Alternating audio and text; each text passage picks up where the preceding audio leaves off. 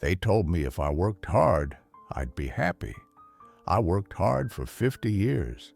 I am 85 years old. I have a paid-off house. I have a pension, and I have never been more miserable. Do not make the mistake I made. Do not fall for the trap that says, "Give me your prime years now, and I will sell you freedom later." I bought that promise. I traded my 20s, my 30s, and my 40s for a paycheck. I sold the energy of my youth for the comfort of my old age. But now that I am here, I realize that comfort is a terrible price to pay for a life unlived. I was essentially sleepwalking toward a grave I dug myself. Let's look at the math, because numbers don't lie, but feelings do. If you live to be 80 years old, you have roughly 4,000 weeks on this planet. That is it.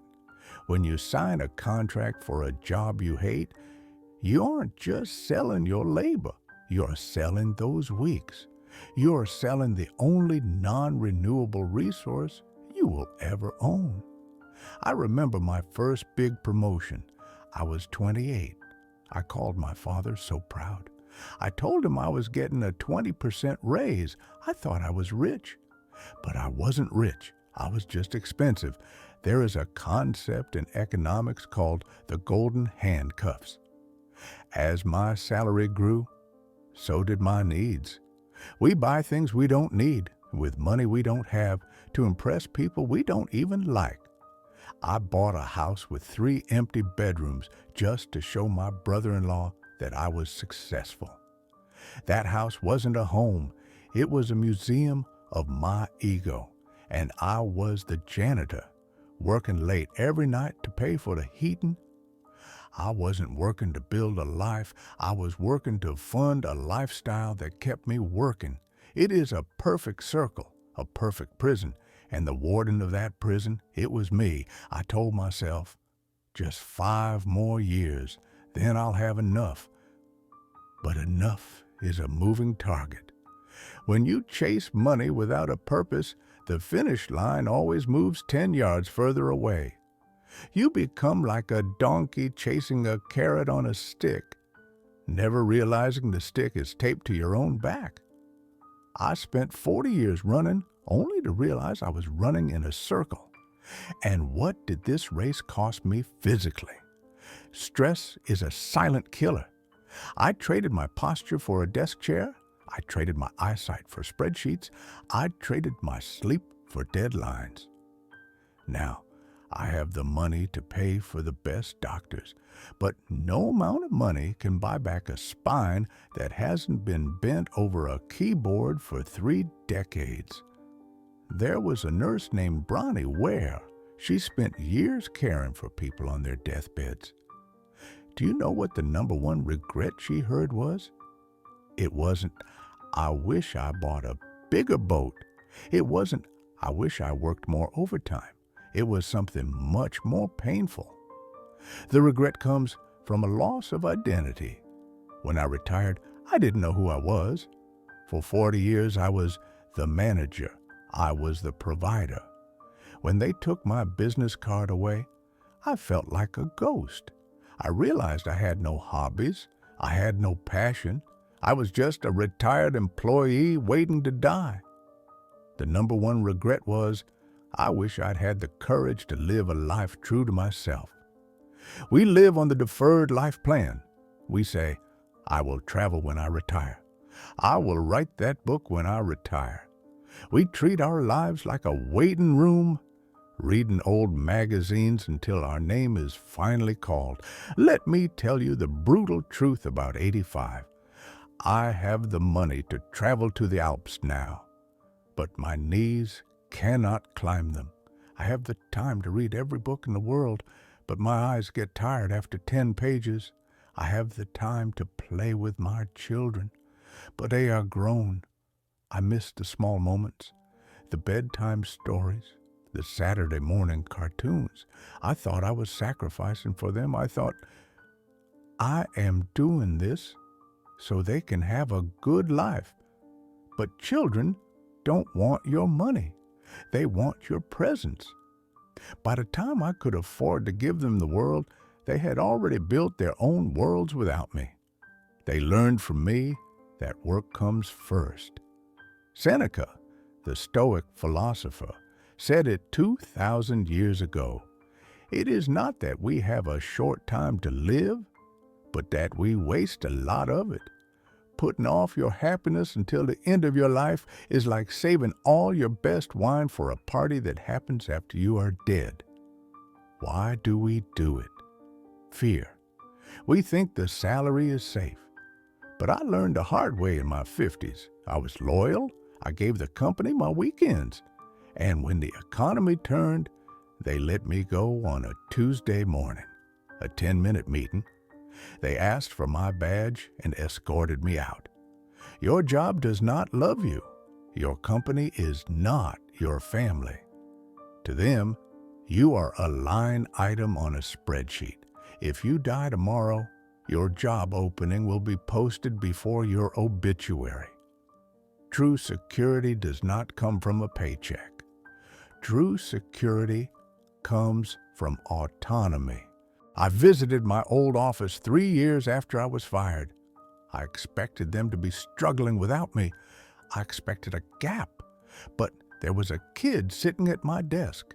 He was 25. He was cheaper, faster, and he was working just as hard as I did. The machine did not miss me for a second. I spent 40 years building their empire when I should have been building my own lifeboat. I am not telling you to quit your job today and starve. I am not telling you to be irresponsible. I am telling you to be strategic. You need an exit plan. If I could go back, here is what I would do. Number 1, define your enough. Most people are running a race with no finish line. Sit down. Write down exactly how much money you need to be free.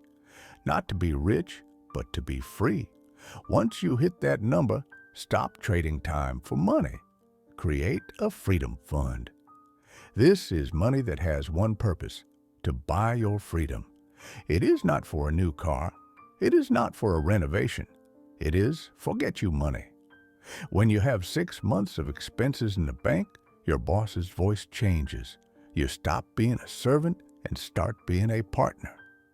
Number 2, your savings rate is your freedom rate. Every dollar you save is a tiny employee working for you. When I bought that luxury car at 40, I wasn't buying a car. I was buying 3 years of mandatory labor to pay for it. Don't buy things. Buy your life back. Use the 24-hour rule. Before you buy anything significant, wait 24 hours. Ask yourself, is this item worth 2 weeks of my freedom? Usually the answer is no. We numb ourselves with purchases because we are unhappy at work. We buy toys to compensate for the time we sold. Number 3, invest in memories. At 85, I don't look at my furniture. I don't look at my bank statement. I replay the memories. The trip I took with my wife in 1978. The time I taught my son to fish. Those memories are the only things you get to keep in the end. If a job pays you double but gives you 0 time to create memories, you're taking a pay cut. Wealth is not a number in a bank account. Wealth is having time. Wealth is waking up in the morning and saying, I can do whatever I want today. That is true richness. I want you to understand something very clearly. If you are 20 years old, you are a time billionaire. I have millions in the bank, but I am poor in time. You have nothing in the bank, but you are rich in time. I would trade every single penny I own to be you for just 1 week. Do not sell your asset cheap. Do not give your time to people who do not respect it. Do not give it to a job that treats you like a battery to be drained and discarded. Guard your time with your life, because it is your life. When you have to make a choice, to take a promotion or take a vacation, to work late or go home, project yourself forward to my age. Ask the 80-year-old version of you, which choice will I regret not doing? The answer is almost never work more. You have the power to break the cycle. You don't have to live the way your parents did. You don't have to live the way society tells you to. You can live smaller to live larger. You can choose freedom over status. It takes courage, but it is worth it. Work hard, yes. Be useful to society, yes. But do not sell your soul. Use the money to buy your time back. Because one day, you will sit in a chair like this one. The house will be quiet. The phone will stop ringing, and you will ask yourself, did I live or did I just work? Make sure you like the answer. The salary is a trap only if you let it become one. You hold the key. You always have. Open the door. Walk out. The sun is shining, and you are still young enough to feel it. Wisdom usually arrives too late. We are here to make sure yours arrives on time. Subscribe to Late Wisdom and start living before the clock stops.